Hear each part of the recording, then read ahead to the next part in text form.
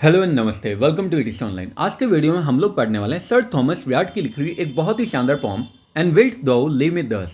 Wilt means, wilt का मतलब यहाँ पे है विल, दो means you, and will you live with us, और क्या तुम मुझे ऐसे छोड़ दोगी। तो पॉम स्टार्ट करने से पहले हम लोग पोइट के बारे में जान लेते हैं। सर थॉमस व्याट, जिनका जन्म हुआ था 1503 में, डेथ हुई थी 1542 में। ये एक इंग्लिश पोइट, डिप्लोमेट और कॉर्टियर भी थे। कॉर्टियर मीन्स दरबारी भी थे, और इन्हें सबसे ज़्यादा जाना जाता है इंग्लिश लिटरेचर में सोनेट को इंट्रोड्यूस करने के लिए। इंग्लिश लिटरेचर में सोनेट को किसने इंट्रोड्यूस किया था? सर थॉमस व्याट ने। ये इटालियन पोइट से बहुत ही ज़्यादा इन्फ्लुएंस थे, जैसे कि पेट्रार्क एक इटालियन पोइट है, और इसलिए इन्होंने पेट्रार्कन सोनेट को अडेप्ट किया इंग्लिश लैंग्वेज में और ग्राउंड वर्क सेट कर दिया बाद में आने वाले पोइट्स के लिए, जिनमें शेक्सपियर भी एक थे। इनकी पोइट्री में ये हमेशा थीम ऑफ लव यानी लव की थीम, कोर्टली लाइफ यानी कोर्ट की लाइफ और अपने पर्सनल स्ट्रगल को एक्सप्लोर करते हैं। इन्होंने किंग हेनरी 8 को भी सर्व किया था, और उनके डिप्लोमेटिक मिशंस में ये काफ़ी ज़्यादा इन्वॉल्व रहते थे। हालांकि इनकी जो कोर्ट लाइफ थी ये एक टर्बुलेंट थी, मतलब इनकी कोर्ट लाइफ बिल्कुल भी अच्छी नहीं थी। व्याट अपने काम से इंग्लिश पोइट्री में एक सिग्निफिकेंट शिफ्ट लेकर आए थे, यानी एक इंपॉर्टेंट शिफ्ट लेकर आए थे, और साथ ही साथ इन्होंने क्लासिकल फॉर्म को अलग अलग इंग्लिश वॉइस के साथ में ब्लेंड भी कर दिया। ये तो हो गया अबाउट द पोइट। अब हम लोग पढ़ लेते हैं about the pome and wilt दो लिव विद अस। ये एक पैशनेट और इमोशनली चार्ज लिरिक पोम है, जैसे सर थॉमस व्याट ने लिखा था। इसमें ये एक्सप्रेस करते हैं उस पेन के बारे में जब लव में कोई किसी को छोड़कर चला जाता है। अबेंडमेंट मतलब होता है छोड़ के चला जाना। इसमें स्पीकर एड्रेस करते हैं अपनी लवर को जो इनको छोड़ के चली जा रही है, और साथ ही साथ उससे क्वेश्चन भी करते हैं कि कोई इतना ज़्यादा लविंग अचानक से इतना ज़्यादा कोल्ड कैसे हो सकता है, और छोड़ के जाने के बाद कर भी कैसे सकता है। ये पोम एक पावरफुल एग्जाम्पल है रेनेसांस कोर्टली लव पोइट्री का। यानी रेनेसांस का मतलब क्या होता है? पुनर्जागरण, यानी वापस से किसी चीज़ को जब जागृत किया जाता है। लेकिन इसमें ये रिफ्लेक्ट करते हैं रियल रो इमोशन को, यानी अपने खुद के पर्सनल इमोशन को ये रिफ्लेक्ट करते हैं। व्याट ट्रेडिशनल पोएटिक फॉर्म को अपनी पर्सनल इंटेंसिटी के साथ में ब्लेंड करते हैं। हमेशा जो भी वो पोम लिखते हैं उसमें अपनी पर्सनल फीलिंग्स को भी वो अटैच कर देते हैं, और शायद ये पर्सनल फीलिंग जो उनको किंग हेनरी 8 के कोर्ट में इनके खुद के रोमांटिक स्ट्रगल से इन्होंने ड्रॉ की थी। यानी उस समय इनकी लव लाइफ थोड़ी ऐसे ही चल रही होगी, तो इस वजह से जो भी इमोशंस इनके थे ये उनको ब्लेंड कर देते हैं। इस पोम की मेन थीम क्या है? Abandonment and betrayal. बिट्रियल मतलब होता है धोखा, अबेंडन मतलब होता है छोड़ के चले जाना। इसमें यहाँ पे स्पीकर बहुत ही ज़्यादा हर्ट फील करता है, क्योंकि लवर अचानक से चेंज हो जाता है, बिहेवियर उसका अचानक से चेंज हो जाता है। इमोशनल प्ली, प्ली मीन्स होता है रिक्वेस्ट। इसमें इमोशनली रिक्वेस्ट करता है, लगभग रोता ही रहता है, हमेशा अपने लवर को बोलता है रिकंसिडर करने के लिए, एक बार वापस सोच लो मुझे छोड़ के जाने से पहले। लव और लॉयल्टी की इसमें बात की गई है। ये जो पोम है ये एक्सप्लोर करती है लॉयल्टी की, एक्सपेक्टेशन की। लव में एक ही तो चीज़ चाहिए होती है हमें, लॉयल्टी। साथ ही साथ जब किसी का हार्ट टूट जाता है, दिल किसी का टूट जाता है, तो हार्ट ब्रेक की भी बात करते हैं। अनआंसर्ड क्वेश्चन, साथ ही साथ बहुत सारे ऐसे सवाल भी है पोइट के मन में जिनका आंसर ही उसे नहीं मिला। सो ये रिटोरिकल क्वेश्चन भी इस फॉर्म में पूछता है। रिटोरिकल क्वेश्चन वो होते हैं जिसका आंसर पूछने वाले को ऑलरेडी पता होता है। एक तरह से वो क्वेश्चन नहीं होते, वो स्टेटमेंट होते हैं, लेकिन क्वेश्चन के फॉर्म में पूछा जाता है। जैसे इस फॉर्म का टाइटल है, तो क्या तुम मुझे ऐसे छोड़ के चली जाओगी। अब यहाँ पे वो जानता है कि उसकी लवर उसे छोड़ के जा रही है, तो वो क्वेश्चन पूछ नहीं रहा, वो जानता है इसका आंसर कि हाँ वो छोड़ के जा रही है। ये एक स्टेटमेंट की तरह से बोल रहा है। तो रिटोरिकल क्वेश्चन वो क्वेश्चन जिनका आंसर ऑलरेडी हम लोगों को पता होता है, और इसमें कंफ्यूजन, हर्ट और अंडरस्टैंडिंग के डिज़ायर भी शो की गई है। ये तो हो गया अबाउट द पोम, उसकी मेन थीम के बारे में। अब हम लोग पोम को भी पढ़ लेते हैं डायरेक्टली। अच्छा सॉरी, इसका यहाँ पे स्टाइल भी हम लोग देख लेते हैं। इसे एक लिरिक फॉर्म में लिखा गया है, साथ ही साथ इसमें एक रिफ्रेन भी है। रिफ्रेन मतलब होता है किसी चीज़ पे बार बार दबाव डालना, बार बार रिपीट करना। से ने मतलब कहो ना, इमोशनल एम्फेसाइज करने के लिए। साथ ही साथ रेपिटेशन की भी यहाँ पे बात की गई है, स्पीकर का डेस्परेशन शो करने के लिए और उसका डिसबिलीफ शो करने के लिए।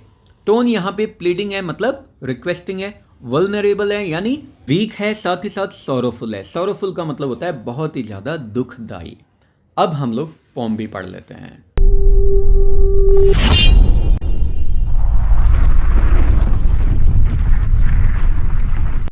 एंड विल्ट दो लिव विद अस। यहाँ पे विल्ट मतलब क्या है? विल। दो means you and will you leave me दस, दस मतलब ऐसे, तो क्या तुम मुझे ऐसे छोड़कर चली जाओगी? से ने, कहो ना, फॉर शेम, शर्म के लिए कहो, थोड़ा शर्म करो और कहो। टू सेव दी मीन्स तुम्हें, from the blame of all my grief and Graeme, grief मतलब होता है दुख, ग्रेम मतलब पीड़ा, दर्द। एंड विल्ट दो लीव मी दस, क्या तुम मुझे ऐसे छोड़ के चली जाओगी? से ने, कहो ना, कुछ तो कहो, थोड़ा शर्म करके कुछ तो कहो।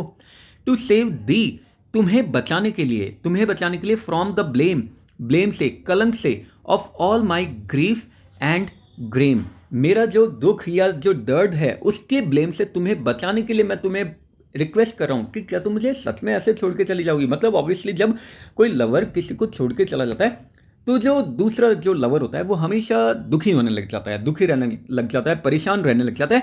तो लोग उस पहले वाले लवर को हमेशा ब्लेम करते हैं कि देखो उसकी वजह से इसकी हालत कैसी देवदास जैसी बन गई है।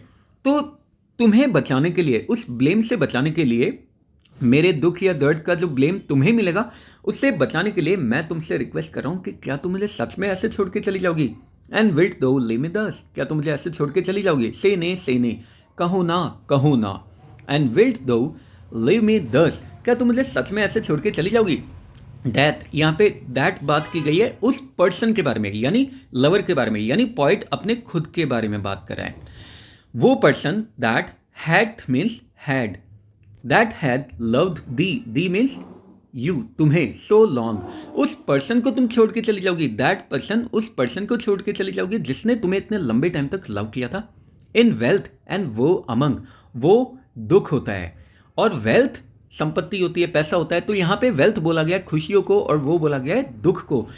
उस पर्सन को तुम छोड़ के चली जाओगी जिसने तुम्हारा इतने लंबे टाइम तक साथ दिया है, तुम्हारे सुख में और तुम्हारे दुख में भी। And is thy heart so strong, क्या तुम्हारा दिल सच में इतना ज़्यादा मजबूत है? As for to leave me thus, कि तुम मुझे इस तरीके से छोड़ के जा सकती हो? से ने, कहो ना, एंड विल्ट दो लिव मी दस, क्या तुम मुझे सच में ऐसे छोड़कर चली जाओगी? दैट हैथ गिवन, यहाँ पे दैट किसके बारे में बात करिए? दैट पर्सन, उस पर्सन के बारे में, यानी पॉइंट अपने खुद के बारे में बात कर रहा है। That hath given the means तुम्हें, माई हार्ट, क्या तुम उस पर्सन को छोड़ के चली जाओगी जिसने तुम्हें अपना दिल दिया था? Never for to depart, depart मतलब होता है अलग होना, कभी अलग ना होने के लिए, क्या तुम उस पर्सन को छोड़ के चली जाओगी जिसने तुम्हें अपना दिल दिया था कभी अलग ना होने के लिए? Other for pain not smart, चाहे वो दुख में हो, पेन मतलब दर्द में हो, चाहे वो खुशियों में हो, मतलब जिसने तुमसे कभी अलग ना होने के लिए तुम्हें अपना दिल दिया था, सुख में भी साथ ही साथ दुख में भी। एंड विल्ट दो लिव मी दस, क्या तुम मुझे सच में ऐसे छोड़ के चली जाओगी? से ने, कहो ना, एंड विल्ट दो लिव मी दस, क्या तुम मुझे सच में ऐसे छोड़ के चली जाओगी? एंड हैव नो मोर पिटी, पिटी मतलब होता है दया, और क्या तुम्हें बिल्कुल भी दया नहीं आएगी? ऑफ हिम, उसके ऊपर, दैट लव्ड दी, जिसने तुम्हें सच में प्यार किया था। And have no more pity of him that loved thee, क्या तुम्हें सच में जरा सी भी पिटी नहीं आएगी, दया नहीं आएगी उस पर्सन के ऊपर जिसने तुम्हें इतना ज़्यादा लव किया था? ही हैज़ दाई क्रुएलिटी, उसके मन में तो आज भी है क्या? लव, और तुम्हारे मन में आज भी क्या है? क्रुएलिटी है। एंड विल्ट दो लिव इन दस, और क्या तुम मुझे सच में ऐसे छोड़ के चली जाओगी? और इसी के साथ ही पोम यहीं पे एंड हो जाती है। आई होप आप लोगों को पोम का एक्सप्लेनेशन अच्छा लगा होगा। फिर भी अगर किसी तरह का कोई डाउट, कमेंट या सजेशन है, कमेंट बॉक्स में ड्रॉप कर सकते हैं, मैं ट्राई करूंगा उसका आंसर करने की। इंस्टाग्राम पे जरूर मुझे फॉलो कर लेना, अभी अभी नया चैनल मैंने बनाया है। और हाँ, इसी तरह के मजेदार वीडियो के लिए बने रहिए टीएस ऑनलाइन के साथ। नेक्स्ट वीडियो तक के लिए have a good day, take care, bye bye, जय हिंद, जय भारत, राधे राधे।